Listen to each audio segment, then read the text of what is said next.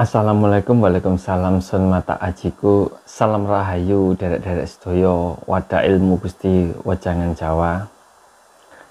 Derek-derek sedaya, dina iki aku arep membahas tentang masalah ilmu nih Kanjeng Nabi, yaiku ilmu Islam sing sejati.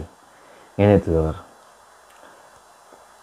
Iki akeh sing mempermasalahno tentang masalah tingkatan ilmu neng ajaran Islam. Akeh sing ngomong nek ilmu sing tak gawa iki ilmu sing tak jabarno neng konten Gusti Wejangan Jawa iki dudu ilmune Kanjeng Nabi jarene. Mergo ilmune Kanjeng Nabi ku jare kono tingkat-tingkatane. Mergo aku kan biasanya jabarno tentang syariat, tarekat, hakikat lan makrifat. Lah jarene ilmune Kanjeng Nabi iku ora ono. Kanjeng Nabi ora nyebarno tingkatan syariat, tarekat, hakikat lan makrifat. Jadi iku sing didadekno masalah iki lho. Makanya kita angkat pembicaraan iki. Ini lho. Iya pancene bener, Kanjeng Nabi iku orang gawe tingkatan ilmu kaya ngono ku. Lah sing gawe tingkatan ilmu syariat, tarekat, hakikat lan makrifat iku ya wis para generasi-generasine sahabate para nabi yaiku sampai neng mlebu ning Tanah Jawa iku diterima para wali. Nah iki akhirnya neng para wali iki mlebune ajaran Islam iki dadi ajaran sing dadi petang tingkatan yaiku syariat, tarekat, hakikat lan makrifat. Nah iku supaya apa lur? Supaya ajaran Islam iki bisa diterima karo wong awam, istilahnya wong sing baru mengenal ajaran ketuhanan ngono. Lah biyen Kanjeng Nabi ku lho, Kanjeng Nabi ku istilahnya ku ngojang para sahabat. Iku ora kok dipilih-pilih antarane iki sahabatku sing iki tak kei wejangan sing paling rahasia. Sahabatku iki tak kei wejangan sing dasare, pancene ya enggak. Dadi Kanjeng Nabi biyen ya wis ngojang apa onoe, apa sing ana ning pikirane, apa sing ana ning memorine, apa sing ana ning ati lan rasane iku dibrono kabeh ning para sahabate. Ngewejang sing apik supaya dadi hambane Gusti Allah. Dadi tujuane Kanjeng Nabi iku cuma mek ngono tok. Dadi ora ana penjabaran utawa tingkatan-tingkatan kaya ngono kuwi kan. Lah kena apa dulur? Mergo biyen para sahabat iku istilah biyen iku cara kasar iku wong jenius. Para sahabat Nabi iku biyen wong-wong sing jenius. Jenius dalam arti jenius iku ya pinter pikirane, pinter nata atine lan rasane. Dadi wis Kanjeng Nabi ora bakal khawatir. Ora khawatir karo panompone para sahabat iku mang. Jadi Kanjeng Nabi gawe wejangan istilah kata, gawe wejangan paribahasa, gawe wejangan kaya sanepan. Para sahabat iki iso ngartekno, iso njabarno, ngerti maksud lan tujuane Kanjeng Nabi. Ngono lho. Gak mudah salah paham, gak mudah gagal paham. Beda karo wong zaman saiki. Dikei peribahasa titik wis gagal paham, ngono lho. Nah iki bahayane. Iki sing diarani tanda akhir zaman. Tanda akhir zaman iku wis cara ngono wis sensitif wong nerima akal sehate iku lho. Tanda akhir zaman iku.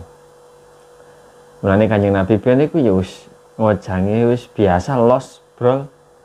Apa onoke, apa sing diucap, apa sing dirasa, apa sing dibatin, apa sing dipikir, iku diwejangno ning para sahabate. Lah, para sahabat iki akhirnya memilih wejangane Kanjeng Nabi sing kanggo wong awam ngene, sing kanggo wong sing wis paham temenan iku ngene. Jadi dibedakno lho.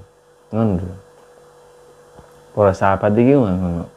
Mergo para sahabat iki wis iso istilahku iso mandang masa depan. Yen besok-besok tondo akhir zaman, bisa akhir zaman iki menungso iki bakale akeh sing ora memahami ajaran Kanjeng Nabi iki sing sak temene ngono to. Mulane digawe ngono ku, cuman sistemnya duduk syariat, tarekat, hakikat lan makrifat.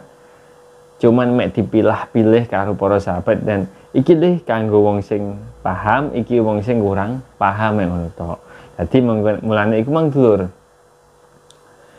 Akhirnya saknisore para sahabat bahkan sampai yang para wali iki wis dadi ajaran sing duwe ana tahapane lho. Islam ku ana tahapane.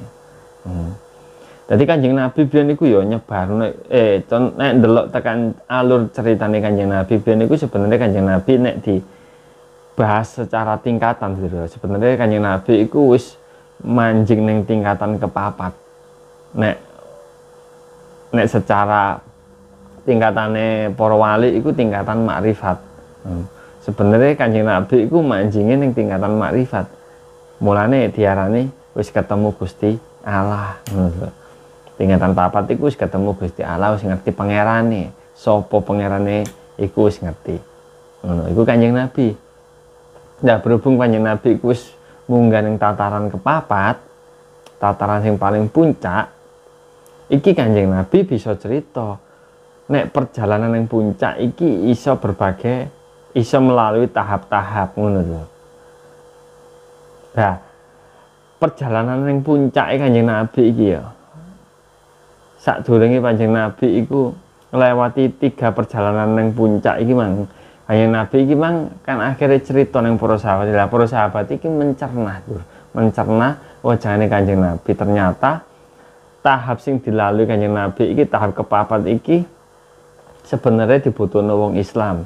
Nanging wong Islam kabeh ora kabeh bisa nampa, ora bisa njalani nglakoni tahapan sing kepapat. Mulane iku diwehi ajaran dasare tingkatan papat. Ngono lho.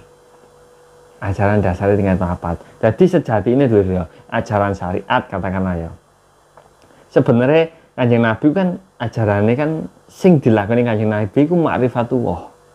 Iki sebenarnya iku ajaran Kanjeng Nabi ku ma'rifatullah, makrifat tumuju marang Gusti Allah.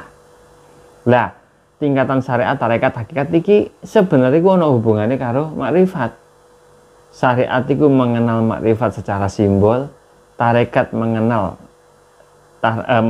makrifat secara perbuatan, dan hakikat iki mengenal makrifat secara rasolan ati. Nah, iki lho. Sebenarnya iku kabeh iku ana unsure.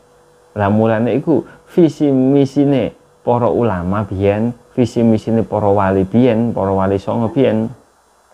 Iki istilah iku ngekeki kawruh wong Islam kabeh sing ning pulau Tanah Jawa iki supaya bisa memahami setiap langkah demi langkah perjalanan spirituale ajaran Islam iki, ajarane Kanjeng Nabi iki menuju neng puncak tertinggine, yaiku sing diarani Sidratul Muntaha.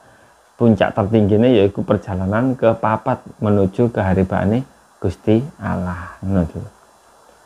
Ku sebenarnya sing kudu diburu karo wong Islam. Dadi iki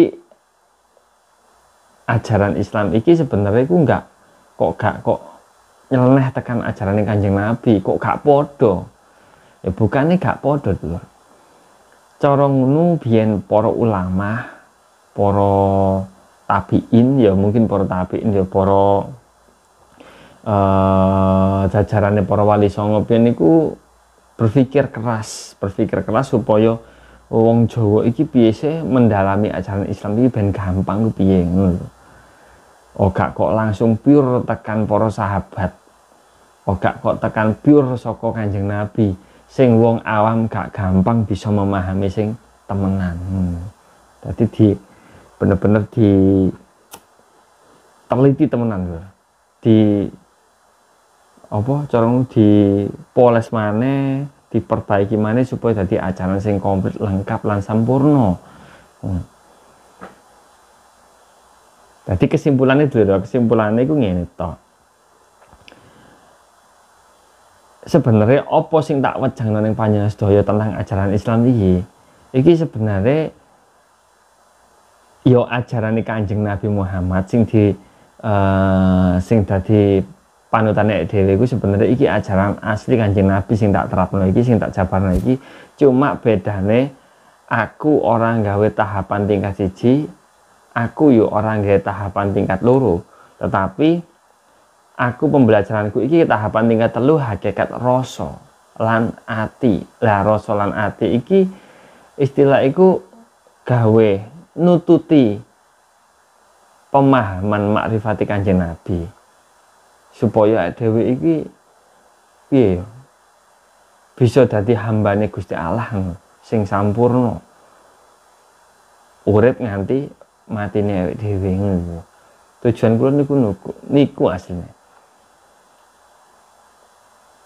Jadi sebenarnya niku. Mulane kan iki ana sing takon nek ya apa ya nek masalah takone iku aku ku dikirane ora gawe ajarane Kanjeng Nabi mergo ana tahapan syariat tarekat hakikat makrifat. Biyen Kanjeng Nabi ora ana, ya ora ana jane. Cara ngono iki mek pengembangan ajaran supaya manungsa iku gak gagal paham, ora kebulet-bulet, ora bingung jalane ajarane Kanjeng Nabi sing bener abot iki lur. Sebenarnya iku wabot ajaran Kanjeng Nabi iki, makane iku digawe tahapan sampe papat iku mang supaya manungsa iku gampang nglakonine ngoten. Pun iku kesimpulannya. Pun paham nggih. Dadi mugi-mugi niki saged dados manfaat marang panjenengan sedaya lan kula. Pun sakmonten mawon ngapunten sing kathah, kula pamit nggih. Assalamualaikum warahmatullahi wabarakatuh. Salam rahayu.